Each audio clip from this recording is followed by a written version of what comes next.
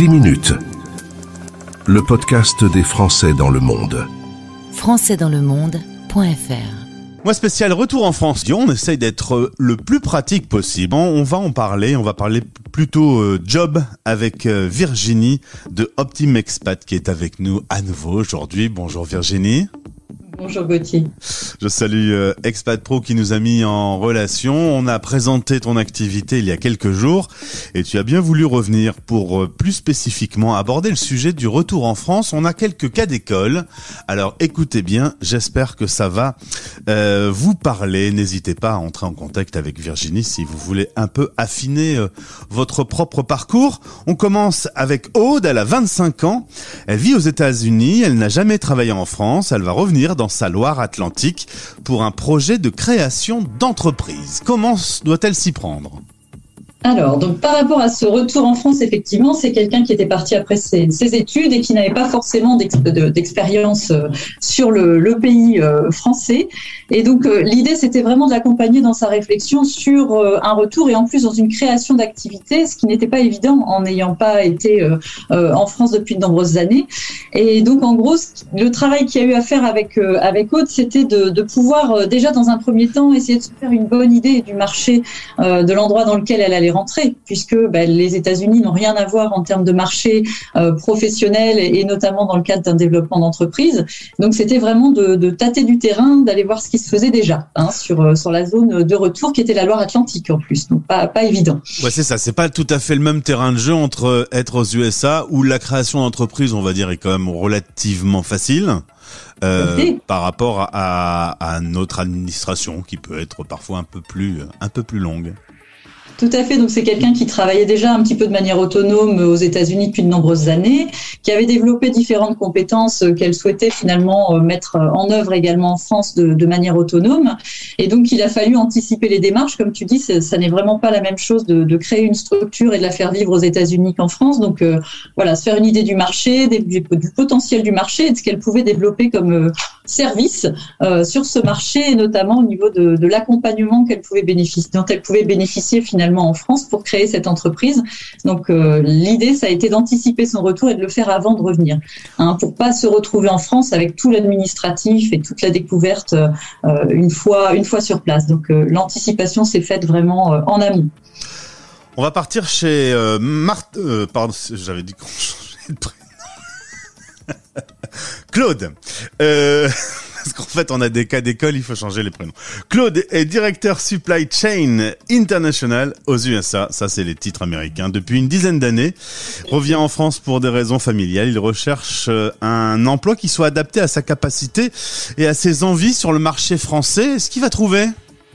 Alors oui, heureusement qu'il a trouvé, effectivement. Donc c'est quelqu'un que j'ai accompagné il y a de ça à peu près 2 ans et demi, qui a fait le choix de rentrer après un parcours américain qu'il a choisi. Il avait vraiment envie de travailler aux États-Unis à tel point qu'il est allé faire un MBA là-bas, qui lui a permis de trouver un super job de responsable supply chain international qui lui plaisait beaucoup.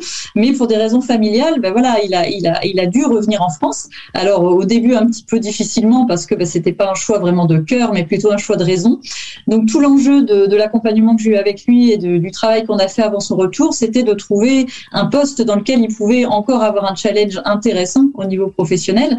Et donc, on a vraiment travaillé sur son positionnement sur le marché, retravaillé son CV et son LinkedIn pour qu'il soit adapté et surtout qu'il garde toujours un lien avec l'international puisque finalement, c'est ce qui faisait sa différence concurrentielle et c'est ce qui faisait que c'était intéressant pour lui finalement de continuer un parcours dans son domaine, mais de pas rester sur un poste franco-français, mais de bien exploiter ses compétences en langue et dans l'interculturel. Donc, il a un travail, effectivement. Bonne nouvelle pour lui. Virginie, est-ce que quand on fait un CV et qu'on vit aux USA et qu'on fait un CV en France, ça donne pas le même résultat ? Est-ce qu'on les construit pareil partout dans le monde ? Alors non, il y a une grosse différence entre les CV anglo-saxons notamment et les CV en France. Donc quand on revient en France, il faut réadapter non seulement dans la forme, mais aussi dans le vocable qu'on va utiliser. Il faut mettre les formes effectivement pour que les employeurs soient pas trop surpris de la manière dont on présente ses compétences. Et surtout, il faut quand on a eu des expériences à l'international, trouver les équivalents en termes de descriptifs pour vraiment rassurer l'employeur et montrer qu'on est compatible par rapport à ses besoins. C'est-à-dire qu'on est rentré en France et qu'on est en phase avec la France, parce que sinon, s'il y a un trop gros décalage, on va dire lui, il va rien comprendre.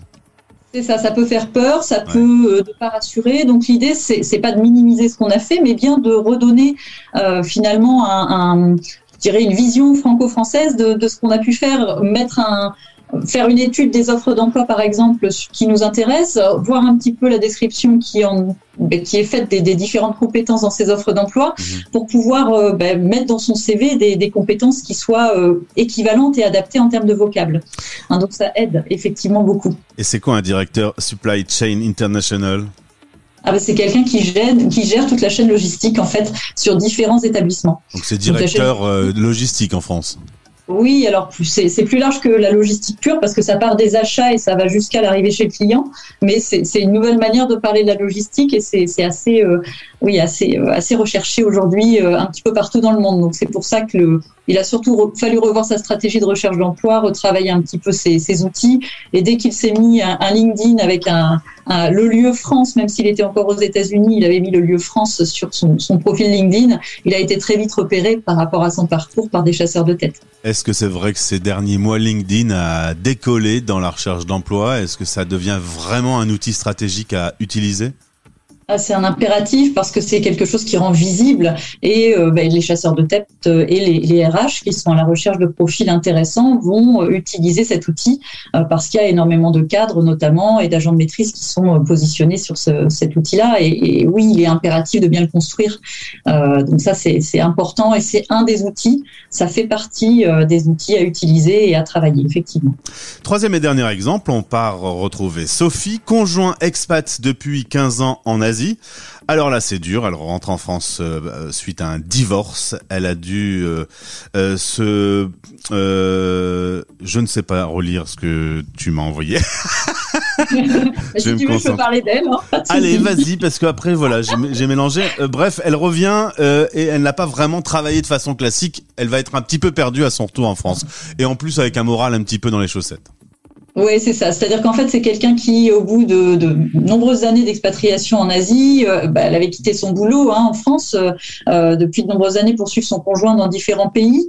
Et finalement, elle a fait un peu de bénévolat, elle a fait des choses très variées. Elle a même lancé une entreprise quand elle était dans un pays d'Asie du Sud-Est. C'était une petite structure commerciale, mais elle a jamais eu vraiment un emploi classique de salarié en entreprise depuis de nombreuses années. Et effectivement, le fait de revenir en France, il y avait un gros enjeu pour elle de retrouver un projet qui ait du sens et qui lui plaise et qui soit compatible avec son lieu de retour. Et donc on a d'abord commencé par travailler sur son projet professionnel. On a fait un bilan de compétences pour l'aider à voir un petit peu ce qui ressortait de tout ce parcours et trouver les projets qui correspondaient bien. Et ce qui est ressorti, c'était l'immobilier. Alors dans un premier temps, la relocation, donc qui est finalement ce sont des métiers dans lesquels on retrouve pas mal d'anciens expats ou d'expatriés, puisque ce sont des métiers dans lesquels on aide les expatriés ou les personnes en mobilité à trouver un logement, notamment, mais également à réaliser toutes les démarches liées à la mobilité, à l'immigration, etc. Et donc au début, elle est partie sur la relocation, puis l'immobilier au sens large, et elle a repris une formation en fait pendant quelques mois pour pouvoir travailler dans ce domaine. Et aujourd'hui, suite à ce parcours qui lui a vraiment permis de, elle, reprendre conscience de comment fonctionne le marché de l'immobilier en France, de reprendre ses repères, même personnellement en France, à Paris, puisqu'elle est rentrée à Paris. En fait, elle a trouvé un boulot et maintenant elle aide les gens à trouver un chez eux dans une nouvelle ville.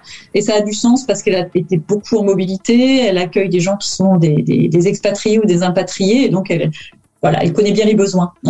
Et elle s'éclate dans son travail aujourd'hui. Justement, le fait d'avoir connu l'expatriation, est-ce que ça donne pas une piste aussi pour un boulot quand on rentre, de travailler dans ce domaine pour aider les expats, les impats, puisqu'on connaît le sujet ?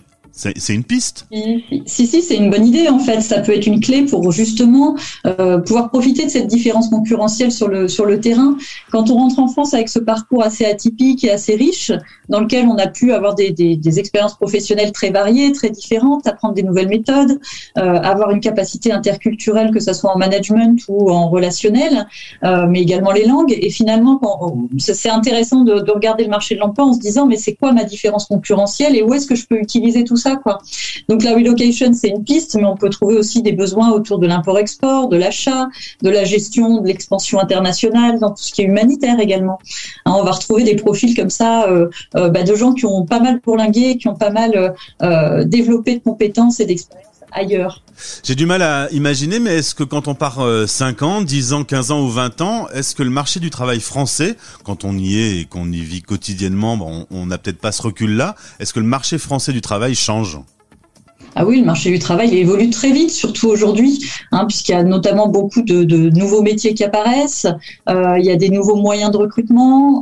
Aujourd'hui, avec effectivement le Covid, il y a eu beaucoup de développement autour des entretiens à distance pour pouvoir sélectionner les candidats. Donc déjà, ça c'est un vrai changement. Et puis culturellement, on change soi-même. Quand on est à l'étranger, on se déconnecte un petit peu.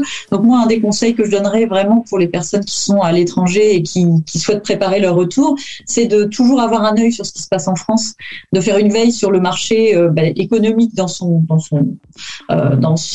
domaine d'expertise, mais également de toujours garder des liens avec son réseau pour pouvoir se tenir au courant des évolutions, des changements, parce qu'il y a plein de choses qui bougent. Donc oui, c'est important. Et si vous rentrez en France et que vous êtes un peu perdu pour retrouver un boulot, tournez-vous vers des experts qui vont vous accompagner et vous aider dans vos démarches. Par exemple, Optim Expat, puisque tu as accepté d'être avec nous aujourd'hui, c'est normal que je te mette en avant. Merci Virginie d'avoir été avec nous. Je te laisse dans ta jolie région fraîche. Merci beaucoup. À très bientôt, Gauthier.